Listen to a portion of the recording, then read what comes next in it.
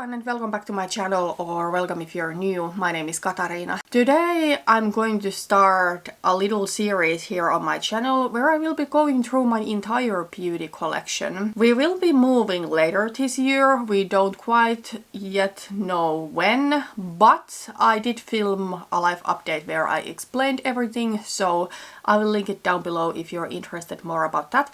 But before our move, I want to go through everything that I have and just take a look at what I have, how I feel about it. If there's something that I want to declutter, I can declutter in these videos. I was thinking about doing a dedicated declutter video, but I just don't have enough products to declutter, and I feel in those videos I can be a little bit pressured to declutter something that I don't necessarily want to let go of or need to let go of right now. So in these videos I can declutter, but it's kind of like a no pressure sort of thing. And it's also going to be kind of like a plan to pan video because I recently did a refresh to my project pan, and my goal really now with project panning and with my low buy, no buy, with everything is to go more minimal with my beauty collection. I'm just not happy having so much makeup, and yeah, I do want to achieve that, hopefully with the help of project panning. So in these videos I can also plan a little bit ahead when I'm going to put the product into project pan. So it's going to be kind of like a relaxed video series, just me sharing everything, maybe talking about my goals a little bit too. So today we are going to start with my face products, and they're all here. So both base makeup / complexion products and cheek products. And for a while I have felt that this category of my collection is really curated and it's not a huge problem. However, seeing that only my face makeup products almost fill an entire shoebox just feels a little bit excessive to me. However, today I don't think I'm going to declutter anything. There are some that I'm trying to pan, and then there's one that I'm probably going to declutter once we move. But for now, I just want to share everything with you and just talk through it. Okay, so over here I do have all of my primers, but one of them is almost gone, so I already bought a replacement. But let's first talk about this one. This is actually labeled as moisturizer, but I do really use it mainly as a primer. This one is the W7 Watermelon Wave Hydro Glow Moisturizer. So this is W7's take on the Glow Recipe Watermelon, whatever the product is called, but you know, the one in round bottle.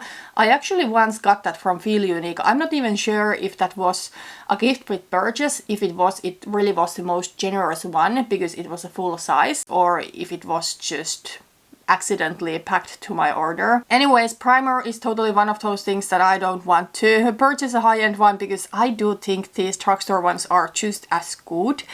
And this one is really nice. It does what I want. It gives this nice hydration to my skin without being too heavy and crazy. I don't wear hydrating primer every day, but sometimes I do. And then also sometimes I may film in the evening when it's not necessary for me to wear SPF at all, so I don't want to use my SPF moisturizer, so then I will just use this one as my moisturizer. So while it is not a product that I use every day, it is handy to have, and I really do enjoy this one. This also comes in a bigger bottle. It's 60 ml and it costs under €5 at normal, so really great price too. I have also used the Essence version from this, but it is way more expensive if you look at the price per ounce. Then I do have this another primer from W7. This one is the Prime Magic Primer. So this one is your typical clear silicone based primer. I know a lot of people don't like this, but I actually do. I way prefer this sort of silicone primer over a creeping primer, for example, because creeping primer is just going to leave my face sticky, and I want my face to be silky smooth. And yeah, it's just what I like. What can you do? We all have different preferences. But yeah, this one is almost gone. I did enjoy it, however, I kept missing my Catrice Sensational Primer. This is a primer that used to be my holy grail. I have repurchased this so many times. I don't know why I decided to take a break, or maybe I was just kind of like in a mood for trying something else, but I have kept missing this one, so I decided to replace this W7 primer with this one. This is a primer that really does many different things. It does give you a luminous finish, fills in your pores, it smooths the skin. There's a lot of different claims on the primer and I don't know if all of them are true, but I will say this is one of the most versatile primers that I have ever used and it works so well for me. So I love this. Okay, so here are my foundations. I do have 3 currently, but this one is almost gone. So let's start with that. This is the W7 HD foundation. So this one is kind of like a medium coverage foundation. I do think it's a nice foundation, but I just don't feel I need this kind of a foundation. Now, if I really only wanted to have one foundation, then I would probably go with something like this because I do think this one is versatile enough to work on a really natural day and on a day when I want more full glam, but I feel it's not really best for any of those. I actually am really close of being done with this one. Yesterday I couldn't anymore pump this out, so I had to use a spatula, so it's going to be probably a week or if even that, then this will be gone. But I did replace this one with this W7 Skin Fresh foundation. So this one is supposed to be a more natural foundation. It's going to give you this fresh, luminous finish, really lightweight. I have seen people on TikTok using this and it looks absolutely amazing, so I'm excited to try it out. And then I always do want to have a full coverage longwear foundation, and my favorite so far has been the Catrice HD Liquid Coverage. Now there is a couple of issues that I have with this one. The first one being the bottle. I hate this sort of dropper packaging. I just do not like it. At some point it's always going to get really messy, so I would way prefer a pump bottle. And another thing is that the shade range of this is not really good. I do currently, and I am pretty tanned right now, use the shade 010 Light Beige. Last winter I was using the shade 05 and that one was just way too yellow for me. So then there is only one shade lighter to that. I think it's 02 and I don't remember the shade name, but that is the lightest shade and it looks, based on some videos that I have seen, to be something that probably would work for me in winter. But I will say, if the lightest shade is good for me when I am my palest, it doesn't really go super light on the lighter end. And I don't know how deep this goes on the deeper end. I do know they do have many shades, but I don't know if it goes really dark on the darker end. So I feel this is, the shade range is good, probably for light medium, medium and medium dark skin. But then people on the extreme ends of the shade range are left out. With W7 I will say that their shade range is really trash. They basically do have only light shades in some foundations, which is unfortunate. I wish they would do better. But that's enough of that rant. Otherwise I do love this foundation. It is a really nice full coverage. It's really liquidy and thin, so you can get that nice coverage without it looking super cakey and heavy. So that's what I enjoy.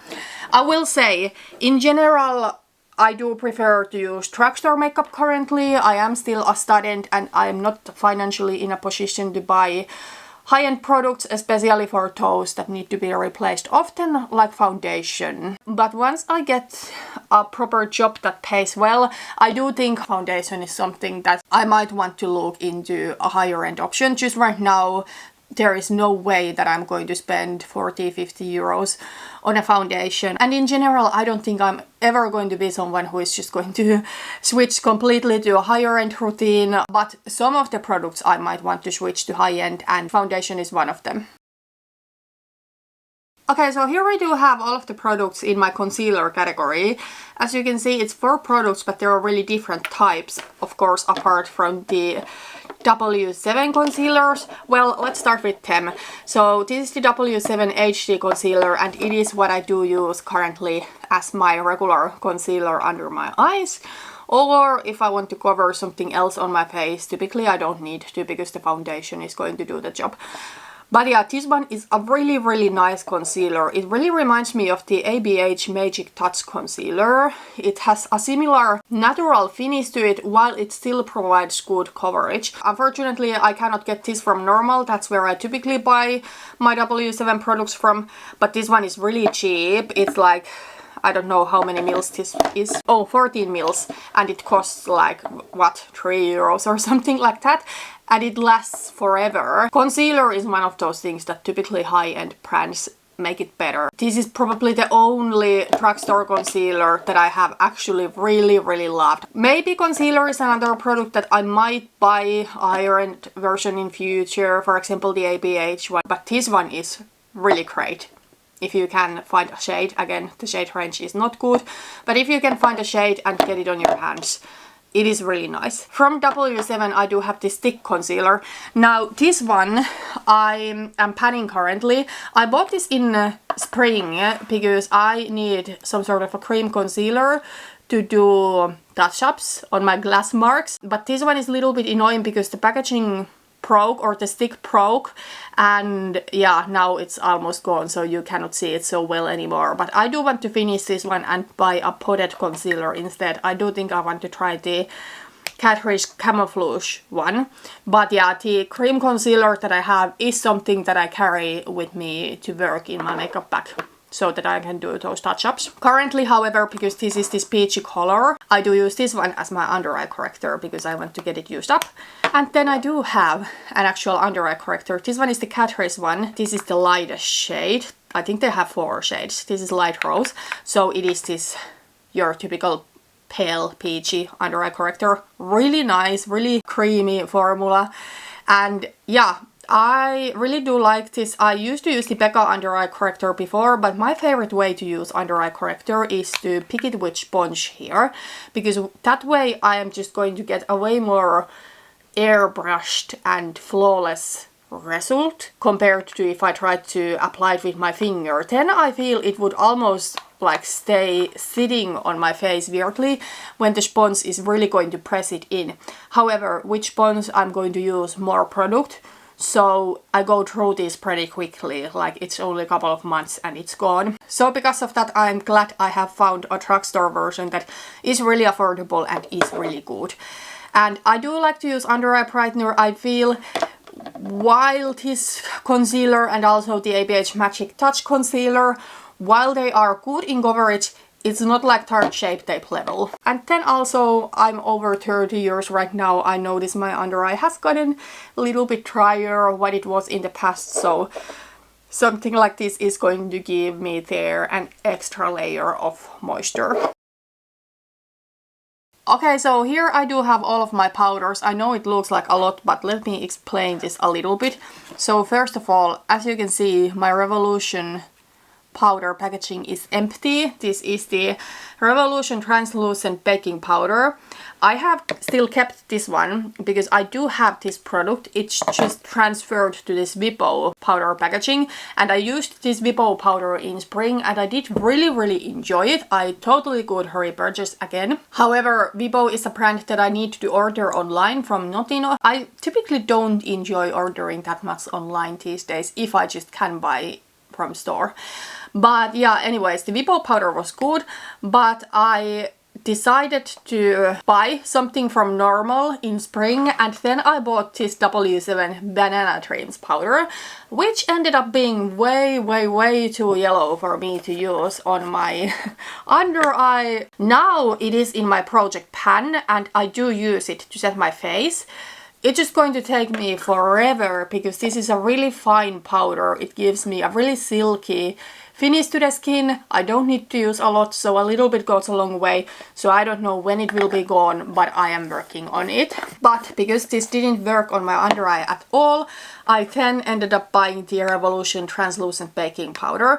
And I just decided to, because this packaging is like the worst powder packaging ever. Even the, what is the brand? RCMA, you know, the powder that was really popular a decade ago. Even that one, in my opinion, comes in better packaging. This is just so horrible because, like, how are you going to use it from here? So you really need another powder packaging for this. So I have put it to my Vipo powder packaging, which is really nice packaging. It's bulky, I will give you that, but it does have this soft shifter thing. And these days I do set my under eye, picking it with a sponge and then pressing it in. I don't really know if you can call it baking, because I don't put a huge amount on and let it sit there and then wipe the excess off. I put pretty small amount, I feel, in the first place. But anyways, I do like to apply with a sponge, and it's just so nice to pick from here. But then also this Revolution powder is something that I could totally use to set my face. Just right now, because I'm working on the W7 powder, I do use this one only to set my under eye and this one to set my face. So ideally, I would only like to have one setting powder in my collection. So these are kind of like my setting powders. Then I do have 2 touch-up products, so these blotting papers, I got these from my sister. I do count them with my powders, even though it is not officially powder, but I mean, I do use it for touch-ups, just like I do use my pressed powder. There's 50 papers in a new pack of these, and I rarely remember to use them, so I don't know when they will be gone. Maybe next summer. But yeah, then I do have this Essence Mattifying Compact Powder, and this is what I use for touch-ups currently. I don't know why I bought this Essence one, because I have for a long time wanted to try the Catrice HD Powder Foundation for my touch-ups, because that would also provide me some coverage. Maybe it was not sold on my local Dog Money and I just needed a powder quickly, so I ended up buying this one. So I'm just going to keep using this one. Now I will say about Essence, their powder packaging is really the worst. They always end up breaking at some point. So mine has not broken yet, and hopefully it won't break in a long time. But I am pretty sure this is going to end up breaking before I have gone through the powder, because I don't do a touch-up every day and this sort of product just lasts ages on me. But once my packaging breaks, I don't want to keep it anymore, because this is something I carry with me in my makeup bag, and I don't want the powder shatter all over my makeup bag because of a broken packaging. So I'm going to keep this as long as the packaging is good. I will try to be careful with it, but once it breaks, I'm going to declutter it, and I'm not even going to have any guilt over it. This is an okay powder. It's good for touch-ups. But yeah, I'm just curious next when I need a pressed powder, trying a powder foundation for extra coverage. Then this one is my only setting spray. Now I will say, setting spray is another product where I do think high-end brands typically make things better than drugstore. Now I do like this Catrice Ultra Last 2 fixing spray. It's free from alcohol, and it makes your makeup last really long. However, one thing that I don't like about this is the spray. It's a really aggressive spray. You cannot spray it too close to your face, because it's just going to be like, can you see how wet it is? It's so wet that the makeup is just going to come off. But then if you put your hand too far, nothing is going to hit your face. So not a nice mist at all in this one. But another thing that I don't like about in this drugstore setting spray is how small the packaging typically is. So this one is 60 mils, no 50 mils. So even smaller than I thought, and I just fly through this. And I feel I need to be repurchasing constantly. One part I think why it goes so quickly is that the mist is so aggressive that there's just a lot of product, like too much product coming out at once. I'm going to buy a high-end setting spray next time. I'm really curious of trying the iconic London new setting spray, the Prep Set Blur one. I did use the glow setting spray. That was the setting spray I finished last, but I really did not like it. I do not want to have any shimmer particles on my face. But the blurring one is going to give you a matte and blurred effect, and I have seen some people who use it on TikTok. I don't know if they have edited the videos or not, but it looks pretty incredible. Like, it really looks like it blurs the skin. Another option might be the Scandinavia setting sprays. There has been a huge drama about those setting sprays. I don't even really follow makeup drama that much these days. But if you don't know about it, Scandinavia used to make the Urban Decay setting sprays, and now Urban Decay has decided to stop working with them, and Scandinavia is just going to keep doing the setting spray themselves, and Urban Decay is going to reformulate the all-nighter. So all-nighter setting spray is something that I really do enjoy. So now that they're going to break apart, maybe I will buy from Scandinavia, because I don't want to buy from Urban Decay or any other L'Oreal owned brand. So maybe now that Scandinavia will be doing it just on its own, I will try it. But then again, I do think the Scandinavia setting sprays do have alcohol in them. So the Iconic London doesn't have alcohol. So I do think that is the one that I want to try the next. And while I have been rambling here, my hand is still wet from this setting spray. Wet and maybe a little bit sticky. But yeah, it's like the mist is so bad with this one. Okay, so I do have 3 liquid cheek products. In general, I am way more of a powder cheek product girl than liquid or cream. Cream products I specifically don't like, because the ones that come in a pot or pan always end up becoming super dirty and full of dust. And the ones that come with stick, I feel I would need to then pick it with a brush, because if I throw it with a stick, then it's going to just like drag my foundation away. So yeah, I do like liquid ones more, but even them I feel I don't necessarily need. What I have here right now is the Catrice Bronzing Cushion Stick, and this one is in the shade Son of Rhodes, which I bought because of the name, because I love Rhodes. That's like probably my favorite destination where I have traveled. So there you can see it. This one clearly is a more cool toned bronzer. So this one works great for me as a contour actually. Then I do have 2 of these Essence Baby Cut blushes, and I do really much enjoy these. So I do have the shade Coral Crush and Dusty Rose. Now I'm not bothering swatching these, because what you can see here is pretty much what you get on your cheeks. This one is going to give a warmer result. With 1 layer it's going to be extremely natural, just something slightly warm there. And then with a 2nd layer it's going to be more peachy. And then this one is going to give kind of like a natural flush with 1 layer. With 2nd layer a more clear rose shade. These I have all had over a year, and because they are liquid products, I am working on them right now and I would like to get them out. This is the Charlotte Tilbury Nude Chasm Face Palette, and I'm working on this as my Panda Face palette. This is what it looks like right now, and this is something that I thought about if I should declutter it now or not. And I decided that I'm still going to keep this. However, I will be decluttering this one when we move. So at least in the end of the year, this is going to go. Even if and when there is product left, I mean, no way can I finish this one. But I don't want to move this with me, because this one is older. I got this one for myself on my 30th birthday, and I am now 33. It feels insane how the time flies. This one has 18 months shelf life, so we're already like over a year and a half past the shelf life. Now I don't necessarily follow shelf life so much, but I just gotta like listen to my overall feeling. In the past I kept makeup for way longer, but last year I got a really bad reaction using expired eyeshadow, and it was just horrible. After that I decided that using really expired old makeup is just not worth it. It's not worth risking a skin infection or eye infection or anything like that. And I just feel in general I'm not as attached to my makeup anymore. In the past I was, and I had really hard time letting go of older products. I'm sometimes tempted to apply these to my eyes, and sometimes I even do, because it's so easy to, for example, put this bronzer to my crease or this highlighter on my lid. But this really is starting to be at the age when I don't feel comfortable putting it to my eyes anymore. So even though I am still going to keep this, I need to remember to not wear it on my eyes and only wear it on my face. But let me quickly go over all of the products.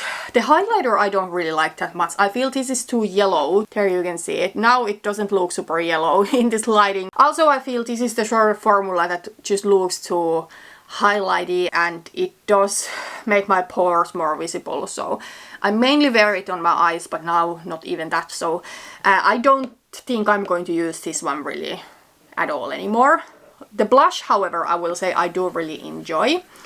This one I wore it yesterday and I love it, and you cannot see my face right now, but I decided to go back to blonde, and now I am having this light copper hair because of course going back to blonde from dark hair is going to take at least a couple of visits to a hairdresser, so now I'm kind of like in between and my hair is extremely warm. But I feel when my hair is so warm, my skin cannot tolerate any cool colors on makeup, and this blush is just perfect, especially since I do have tan.